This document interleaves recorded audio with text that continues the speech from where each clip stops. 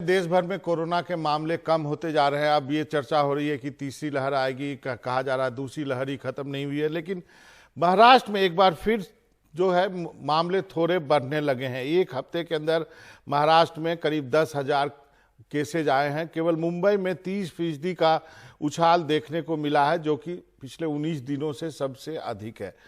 और क्या क्या जो है महाराष्ट्र सरकार में चल रहा है, इन सब चीज़ों पे बातचीत करने के लिए हमारे साथ नवाब मलिक साहब हैं, कैबिनेट मंत्री हैं, मुंबई एनसीपी के अध्यक्ष हैं, प्रवक्ता हैं। सर, आपका बहुत बहुत शुक्रिया, आपने वक्त निकाला एनडीटीवी से बातचीत करने के लिए। जी धन्यवाद। सर, मेरा पहला सवाल है, ये जो मामलों में उछाल आया है, इसको लेकर के क्या चिंताएं हैं, क्यों हो रहा है ऐसा?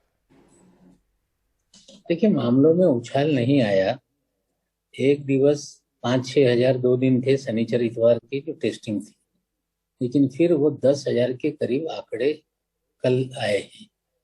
लगातार पिछले 5-15 दिनों का अगर हम आंकड़े देखें तो पूरे महाराष्ट्र में 10,000 के करीब हर दिन आंकड़े आ रहे हैं। एक समय था जब 70-80 हजार तक आंकड़ा पहुंच गया था, धीरे धीरे नियंत्रित हुआ, लेकिन 10,000 से कम नहीं हो पा रहा है। ये भी एक चिंता का विषय है। निश्चित रूप से क्या और उपाय योजना की जा सकती है, मुख्यमंत्री महोदय टास्क फोर्स से बात करेंगे। खास करके कुछ पश्चिम महाराष्ट्र और कोकण के जिले हैं जहाँ पे परिस्थिति अभी भी, जैसे हम कहते हैं कि कंट्रोल में बिल्कुल है, ऐसा हम दावा नहीं कर सकते, लेकिन मराठवाड़ा, विदर्भ में, उत्तर महाराष्ट्र में परिस्थिति पूरी तरह से नियंत्रित है। और बहुत सारे जिले ऐसे हैं जहाँ 2 या 3 या 4 का पॉजिटिव का आंकड़ा आता है। पॉजिटिविटी 0.1 तक पहुंच गई है, लेकिन 10,000 का आंकड़ा फिर लगातार बना रहना, ये भी चिंता की बात है। साथ ही में डेल्टा प्लस वेरिएंट का भी मामला कुछ हमारे सामने आया है रत्नागिरी में और जलगांव डिस्ट्रिक्ट में, जिसको लेके भी चिंता बढ़ी है। लेकिन जिस तरह से परिस्थिति है, ये हम नहीं कह सकते कि पूरी तरह से कोरोना समाप्त हो गया या पूरी तरह से कोरोना से लड़ाई खत्म हो गई, लेकिन अभी भी बहुत सारी चिंताएं हैं, जिसे किस तरह से दूर किया जाएगा उसका प्रयास हो रहा है। सर, क्या आपको लगता है जो ये लॉकडाउन में ढील दी गई है, ये भी वजह हो रही है? लोग सड़कों पे निकले हैं, बाजारों में भीड़ है, स्थानीय बाजारों में, सब्जी मंडी में भीड़ है। क्या आपको लगता है इस पे और कड़ाई बरतनी होगी? देखिए, मैं बता दूं, ग्रामीण भाग में उत्तर महाराष्ट्र हो या हमारा मराठवाड़ा हो या विदर्भ का इलाका हो, यहाँ तो फुल लॉकडाउन पूरी तरह से उठा दिया गया, लेकिन वहाँ टेस्टिंग भी 3,000, 4,000, 5,000 प्रति जिला हो रही है। वहाँ पे जो कोविड है उसके आंकड़े नहीं बढ़ रहे हैं, लगातार कम हो रहे हैं। लेकिन खास करके जो पश्चिम महाराष्ट्र है, जो हमारा कोकण का विभाग है, वहाँ पे अभी भी परिस्थिति चिंताजनक है। और मुंबई में भी लगभग 700, 800 और 1,000 के करीब आंकड़े आते हैं। मुंबई में मेरा भी सवाल पूरी वही तरह है से सर, लॉकडाउन मेरा नहीं सवाल उठाया वही गया। था कि क्या लॉकडाउन में जो ढील दी गई है, क्या उस पर थोड़ी सख्ती दिखानी होगी? क्योंकि लोग बाहर निकल रहे हैं, मास्क नाक पे नहीं होता, ठुड्डी पे होता है, यहाँ पे लेके घूम रहे हैं लोग मास्क। देखिए, मैं एक बात स्पष्ट कर दूं कि लोग एहतियात नहीं बरतते हैं, जिसके कारण कोविड फैलता है। मास्क लगाना हो या 2 गज की दूरी बनाए रखना हो, सोशल डिस्टेंसिंग हो, या सरकार ने जो नियमावली बनाई, आज भी बहुत सारी चीजों पे प्रतिबंध है। जैसे रियाज समारोह है, छुपे छुपे लोग भीड़ जुटा रहे हैं, जो एक कहीं ना कहीं एक चिंता का विषय है। हमें लगता है कि जो लगातार हमारे जिन जिलों में परिस्थिति नियंत्रित नहीं हुई है, उसको लेकर टास्क फोर्स और मुख्यमंत्री बैठ के कैसे परिस्थिति और नियंत्रण में लाया जाए, ये एक चिंता का विषय है। उस पर कोई उपाय योजना आने वाले दिनों में हम करेंगे और उसको ऐलान करने का काम होगा। एक और सवाल पूछूंगा, उस पर फिर कुछ थोड़ा पॉलिटिकल सवाल पे जाएंगे। आपको क्या लगता है ये जो डेल्टा वेरिएंट की बात है, बच्चों के बारे में बात है, इसके लिए क्या आपने क्या तैयारी की है? बीएमसी की क्या तैयारी है इस मामले में? देखिए, ऐसा डेल्टा प्लस का जो वायरस है, जीनोम सीक्वेंसिंग के जरिए सारा डाटा ये सामने आ रहा है।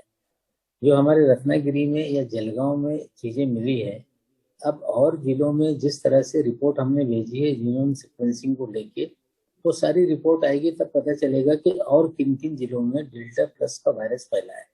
लेकिन हम लोग पूरी तरह से इलाज को लेके हमारी तैयारी है। हमारे अस्पताल, चाहे वो डिस्ट्रिक्ट के अस्पताल हों, शहरों के अस्पताल हों, ग्रामीण अस्पताल हों, ऑक्सीजन बेड बनाना हो, ऑक्सीजन जनरेशन प्लांट लगाना हो, या पूरी इलाज की सुविधा निर्माण करनी हो, वो चीजें हमने की है। लेकिन इलाज की सुविधा निर्माण करना और कोविड को पूरी तरह से नियंत्रित करना, ये दो अलग विषय है। अब डेल्टा प्लस का वायरस जिस तरह से कहा जा रहा है कि और तेजी से वो बढ़ेगा, तो हमें लगता है कि डेल्टा प्लस जहाँ जहाँ पे फैला है और ना फैले, उसके लिए ट्रेसिंग किस तरह से की जाए और लोगों को आइडेंटिफाई किस तरह से की जाए, जिला प्रशासन को तमाम चीजों को लेकर आदेश हम लोगों ने जारी किए हैं। अब जीनोम सीक्वेंसिंग के लिए जितने सैंपल भेजे गए, उसके जरिए और पता चलेगा कि किन किन जिलों में डेल्टा प्लस वायरस का असर है, तो उन जिलों में और भी कड़ाई से कुछ चीजों को, ट्रेसिंग को लेके काम करना होगा, तो निश्चित रूप से हम लोग करेंगे। नवाब मलिक साहब, आप तो एनसीपी के मुंबई के अध्यक्ष हैं, पार्टी के प्रवक्ता हैं। कहा जा रहा है कि महाअघाड़ी में सब कुछ ठीक ठाक नहीं चल रहा है, कांग्रेस कुछ अपना सुर अलग बोल रही है। यहाँ पे दिल्ली में मुख्यमंत्री की बैठक हुई तो शिवसेना ने प्रधानमंत्री के बारे में कुछ बातें कही। सच्चाई क्या है, कैसे चलाएंगे सरकार? पूरा देश आप लोग को देख रहा है कि मैं आपको बाबा जी स्पष्ट कर दूं कि सरकार में किसी प्रकार का तीनों पक्षों में कोई मतभेद नहीं है। अब कांग्रेस के अध्यक्ष हैं, वो ऐलान करते हैं कि हम अकेले चुनाव लड़ेंगे, मुख्यमंत्री हमारा होगा। ये उन्होंने स्वयं साफ किया है कि कार्यकर्ता को उत्साहित करने के लिए, पार्टी में ऊर्जा भरने के लिए इस तरह के बयान सभी दल के नेता देते रहते हैं। लेकिन चुनाव कोई अभी विधानसभा के या लोकसभा के बिल्कुल नहीं है। हाँ, स्थानिक स्वराज संस्थाओं के चुनाव है, नगर पालिका, महानगर पालिका या जिला परिषद के। आने वाले दिनों में कोविड नियंत्रित हुआ तो वो चुनाव हो सकते हैं। उन चुनाव में तीनों दल साथ में चुनाव लड़ेंगे, ऐसी परिस्थिति बिल्कुल नहीं है। बहुत सारे ऐसे डिस्ट्रिक्ट हैं जहाँ पे एनसीपी और कांग्रेस आमने सामने है। बहुत सारे डिस्ट्रिक्ट हैं जहाँ शिवसेना एनसीपी आमने सामने है, जहाँ बीजेपी लड़ाई में नहीं है। तो हमें लगता है एक ही फॉर्मूला के तीनों दल साथ में रहे और बीजेपी के सामने चुनाव लड़े, तो बीजेपी के लिए मैदान खोल के देने के बराबर हो जाएगा। तो स्थानिक स्वराज संस्थाओं के चुनाव में निश्चित रूप से पार्टियां परिस्थिति अनुरूप निर्णय लेंगी। जहां तक विधानसभा का सवाल है, लोकसभा का सवाल है, अभी चुनाव नहीं, लेकिन हमारी सरकार जो बनी है, हमें पूरा विश्वास है कि 5 साल चलेगी। सरकार में तीनों दल में किसी भी प्रकार का कोई मतभेद नहीं है।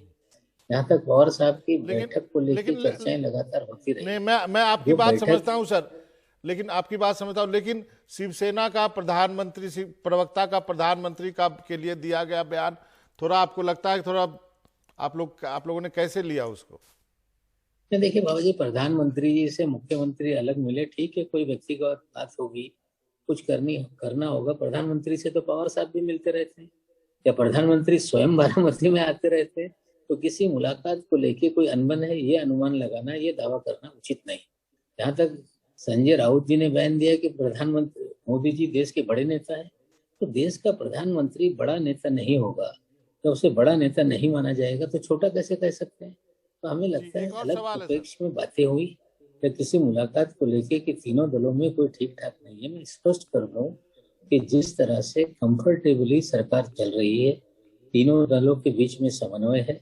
सरकार जिस तरह से कोविड के बावजूद बहुत सारे निर्णय हम लोगों ने लिए, जैसे किसानों का कर्ज हमने माफ किया, किसानों को बिना ब्याज के कर्ज देने का एक ऐलान हमने किया, या और कोविड नियंत्रित हमने किया, तो उस जनता में समाधान है और सरकार में किसी भी प्रकार का कोई भी मनमुटाव नहीं। तीनों दल ढंग से काम कर रहे हैं। एक अंतिम सवाल है मेरा, पवार साहब के यहाँ मीटिंग हुई कल, विपक्ष जो है एक तरह से विपक्ष का ऐसा कहा गया कि ये कोई तीसरे मोर्चे की मीटिंग नहीं है, लेकिन लग वैसा ही रहा। आज महाराष्ट्र के मुख्यमंत्री का बयान है कि राहुल गांधी को भी पवार के साथ अपोजिशन की मीटिंग ज्वाइन करनी चाहिए, तभी जाके हम विपक्ष जो है एक बीजेपी के खिलाफ खड़ा हो सकता है। आप क्या मानते हैं कि कांग्रेस को? देखिए, ऐसा है कि पवार साहब के घर पे जो बैठक हुई वो राष्ट्रीय मंच की बैठक थी। कोई पवार साहब ने अलग से अन्य दलों की कोई बैठक नहीं बुलाई, मजीद भाई ने वो कोऑर्डिनेट की थी। राष्ट्रीय मंच की बैठक हुई, उसमें अलग अलग विषयों में चिंता किया गया, गहन उस पर करके कि कैसे महंगाई हो, बेरोजगारी हो या बोलने की आज़ादी हो, लोकतंत्र हो, इस पर चर्चा हुई है। कहीं विपक्ष को एकजुट करना या कांग्रेस को अलग रख के कोई मोर्चा बनाने का प्रयास नहीं था। पवार साहब हमेशा ये कहते आए हैं कि देश में सभी विपक्षी दलों का एक गठबंधन बने और कांग्रेस भी साथ में रहे। कांग्रेस को अलग रखकर कोई गठबंधन बनाने का कोई प्रयास अभी हुआ नहीं और हम चाहते भी नहीं। हमारा तो यूपीए का नाता है। हम लोग 15 साल महाराष्ट्र में सरकार साथ में चलाए, 10 साल केंद्र की सरकार में हम साथ में रहे। तो कांग्रेस को अलग करके कोई मोर्चा बनाने का प्रयास ऐसा नहीं हो रहा है। लेकिन हाँ, कांग्रेस को ये समझना पड़ेगा कि विस्तार यूपीए का होना चाहिए या कोई नए स्वरूप में और भी लोगों को जोड़ना चाहिए। जब तक सारे विपक्ष को एकजुट नहीं किया जाएगा तब तक बीजेपी के खिलाफ एक व्यापक मोर्चा नहीं बनता। हमें लगता है इस दिशा में पवार साहब ने पहले भी कहा था कि मैं विपक्ष को एकजुट करने के लिए प्रयास करूंगा और निश्चित रूप से आने वाले दिनों में वो इस तरह का काम करेंगे। तो इसका मतलब मैं समझूं कि आपने साफ साफ कह दिया कि कोई यदि विपक्ष का मोर्चा बनता है तो उसमें कांग्रेस भी साथ होगा। इस पर कांग्रेस भी सोचे और बाकी विपक्ष भी सोचेगा। देखिए, स्पष्ट है कि कांग्रेस आज देश में कई राज्य ऐसे हैं यहाँ पे कोई अन्य दल है ही नहीं। कांग्रेस और भारतीय जनता पार्टी सीधे लड़ाई में है।